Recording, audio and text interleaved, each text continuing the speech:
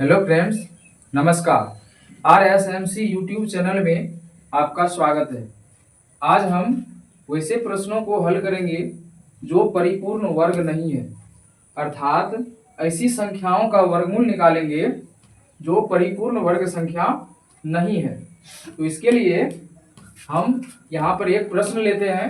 प्रश्न में है संख्या 2 का वर्गमूल ज्ञात करें। तो संख्या 2 का वर्गमूल ज्ञात करने के लिए हम इसके दशमलव के 1, 2 या 3 स्थान तक वर्गमूल निकालने के लिए हमें जितने दशमलव के बाद अंकों की आवश्यकता होगी उससे एक ज्यादा अंक तक इसका वर्गमूल निकालेंगे।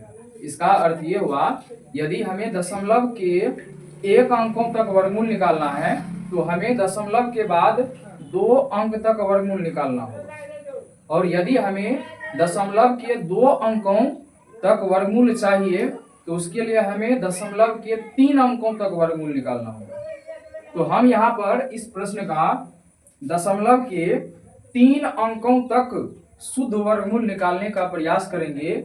इसके लिए हमें 4 अंकों की आवश्यकता होगी, जो दशमलव के बाद 4 अंक हो। तो इसके लिए यहाँ पर हम लिखेंगे हल, और हल में यहाँ पर लिखेंगे 2 दशमलव, और दशमलव के बाद शून्य जितना मर्जी उतना आप लगा सकते हैं। तो यहाँ पर 2 दशमलव 0 0 0 0 0 0 0 0 इतना जीरो डालेंगे। अब यहाँ पर दशमलव के बाद हम 8 शून्य डालें।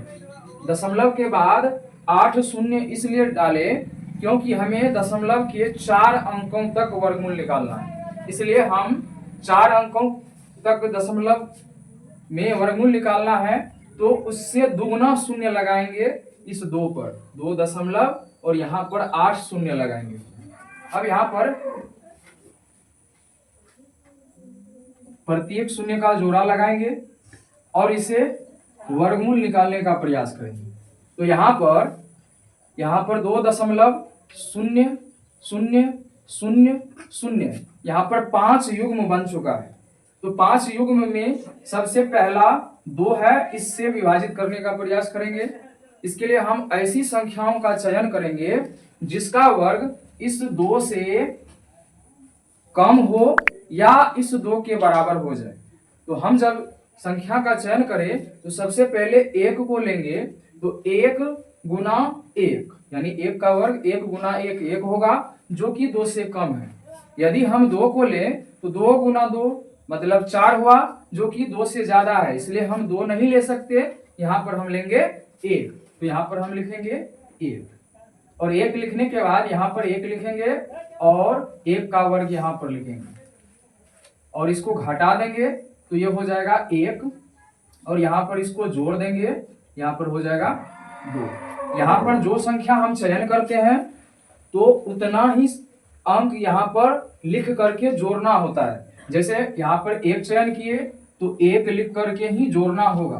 तो यहाँ पर 1 1 2 हो गया, और यहाँ पर 1 का वर्ग हो गया, और जो संख्या चयन किए हैं वो संख्या यहाँ पर लिखा जाएगा। तो अब ये घट करके हो गया 1।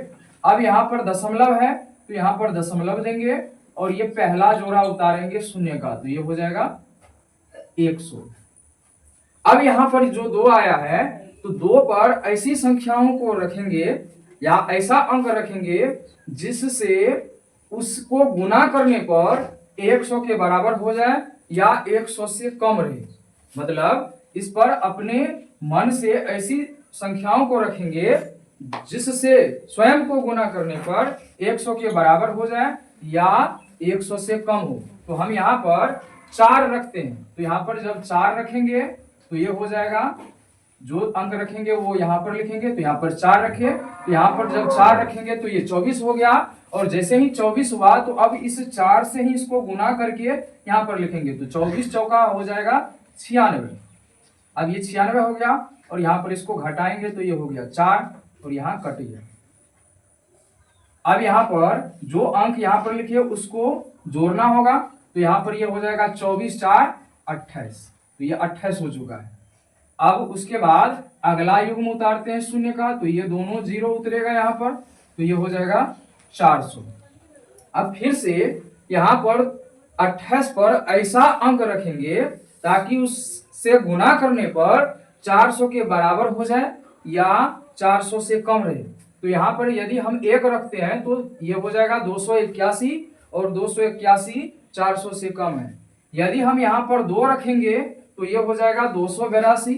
यहाँ पर अगर 2 रखेंगे तो ये हो जाएगा ऐसे 282, और 282 जब हुआ तो यहाँ पर 2 रखे तो 2 से ही इसको गुना करना होगा।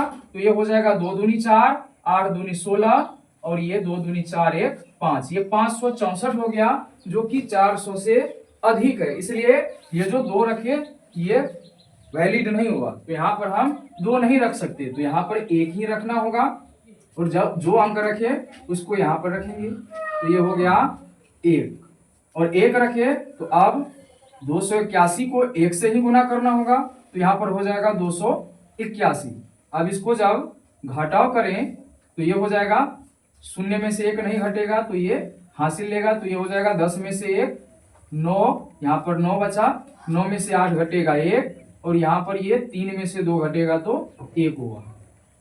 और यहाँ पर 1 रखे तो 1 इसमें जोड़ना भी होगा। तो ये हो गया 282। अब उसके बाद यहाँ पर अगला शून्य का जोड़ा उतारेंगे तो ये हो जाएगा 0 0।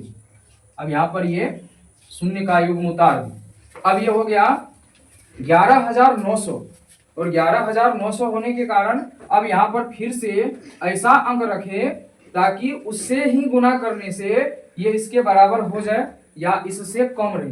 तो यहाँ पर हम 4 रखने का प्रयास करते हैं। तो ये हो जाएगा 2 8 2, या इस पर 4 रखेंगे तो ये हो गया 2,824, और 4 रखे तो 4 से ही गुना करना होगा। तो ये हो जाएगा 4 चौका 16, 4 दूनी 8 1 9, 8 चौका 32 का 2, और 4 दूनी 8 3 11, ये हो गया 11,296, और यहाँ पर है 11,900।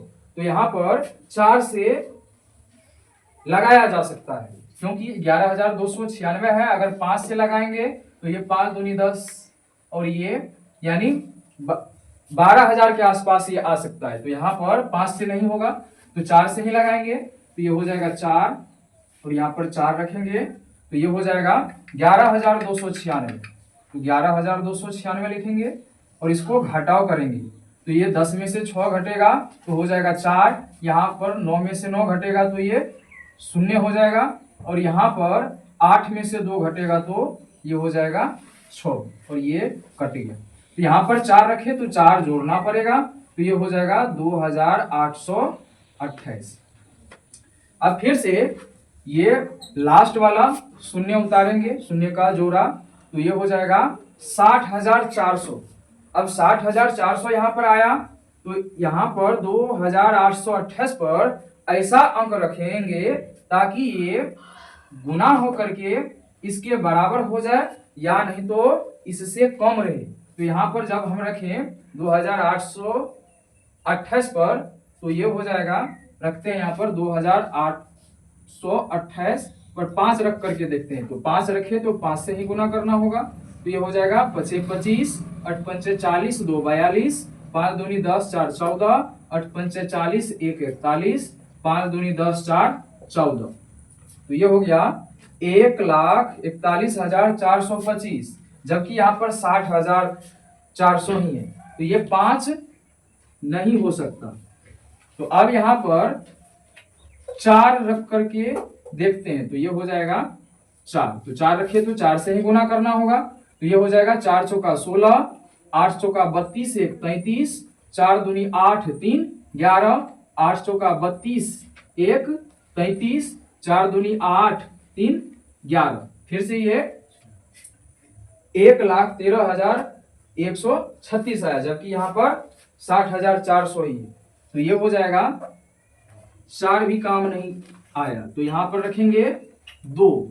यदि यहाँ 2 रखें तो ये हो जाएगा 2 दूनी 4, 8 दूनी 16, 2 दूनी 4 1 5, 8 दूनी 16 का 6, 2 दूनी 4 1 5। यहाँ पर आया 56,564, जो कि 60,400 से कम है। तो यहाँ पर 2 रख सकते हैं। तो यहाँ पर 2 रखेंगे तो यहाँ भी 2 रखना होगा।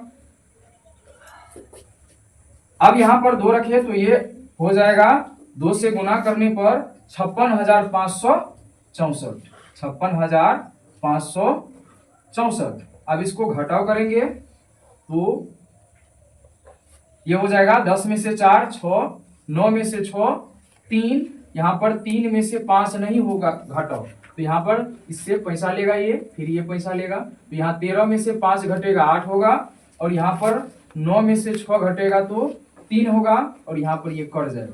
तो अब यहाँ पर कुछ भी नहीं बचा उतारने के लिए, तो इस तरह से हम लिखेंगे यहाँ पर, इसलिए √2 मतलब ये इस 2 का वर्गमूल, ये वर्गमूल का साइन है, तो 2 का वर्गमूल 1.412 निकल करके आए। अब यहाँ पर हमें चूंकि 3 अंकों तक ही वर्गमूल निकालना था और ये 4 अंकों तक हम निकाले, दशमलव के बाद देखिए यहाँ पर 4 अंक है, 1 2 3 4, हमें 3 अंकों तक निकालना था। तो 4 अंक तक क्यों निकाले? क्योंकि ये जो अंतिम वाला अंक है, चौथा अंक, यही निर्धारित करेगा जो ये जो 4 है इसका मान कितना होना चाहिए वास्तव में। तो यहाँ पर 2 है, यदि ये वाला अंक 0 1 2 3 या 4 इसमें से यदि कोई भी अंक आ जाए इस स्थान पर, तो ये जो है इतना में कोई भी परिवर्तन नहीं होगा। तो यहाँ पर 2 आया है, इस 0 1 2 3 4 में से ये 2 यहाँ पर आया है, तो ये 1.414 ही रहेगा। तो ये हो जाएगा इसका वर्गमूल 1.414। यदि ये वाला अंक 5 6 7 8 या 9 इसमें से कोई भी अंक यहाँ पर आ जाता, यहाँ पर इसमें से कोई भी अंक यहाँ पर आ जाता, तो ये वाला जो इसके बाद वाला जो ये है 4, ये 1 अधिक हो जाता। मतलब यदि यहाँ पर 2 ना हो करके 5 6 7 8 9 में से कोई रहता, तो ये हो जाता 1.415 ऐसे हो जाता।